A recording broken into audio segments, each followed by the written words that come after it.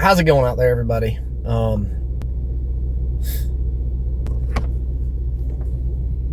Old doe coming down the road.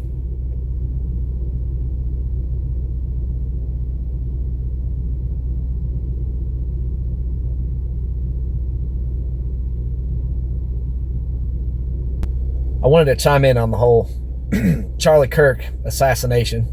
I think the Lord has pushed me to chime in. Anybody that's known me for more than probably 7 years knows my background in politics and media. I've struggled for days with just constantly trying to kill my flesh over what's happened.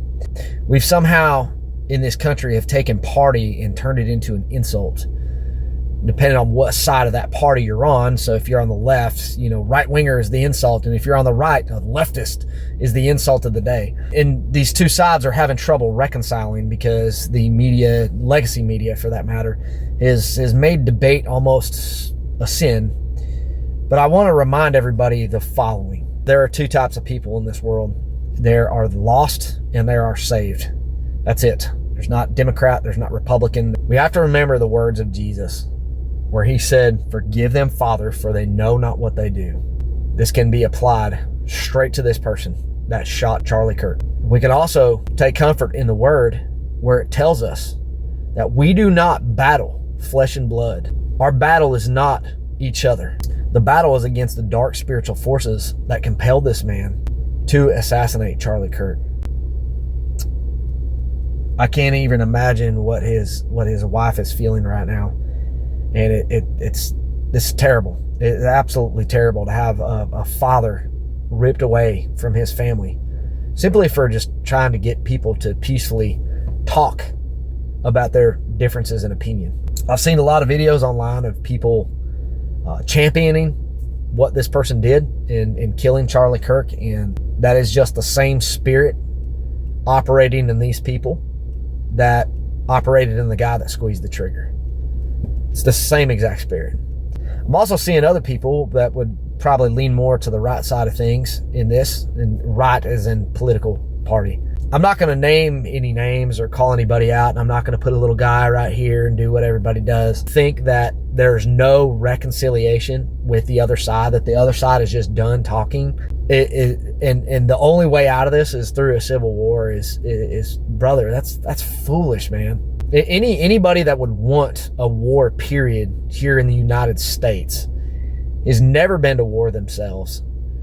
You think it's just going to be that simple as a day at the range or something like that, and you'll just take all these people out. War wrecks lives, families, people, dads, mothers, fathers. War wrecks the creation that God has made.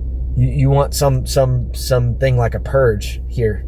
And when you say things like that while bringing up your own faith,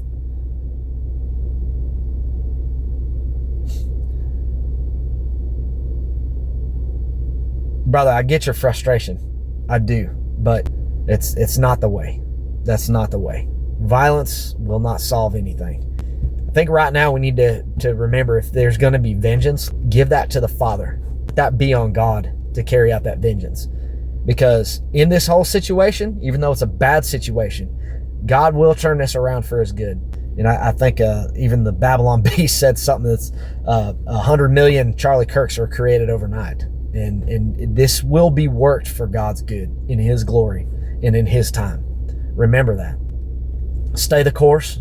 Pray for Charlie's family, for his wife, for his children. Pray for this man that shot Charlie. Pray for those that are lost, that are doing this evil. Pray for those that are coming out justifying what happened to Charlie Kirk. Pray for those people. Pray that the Lord will change their hearts. That is how we win. You want to fight a civil war? Fight it on your knees in prayer. That's how we win, folks. You ain't going to do it out there guns blazing. Fight on your knees. That's how we win, because it works. Anyways, just my take.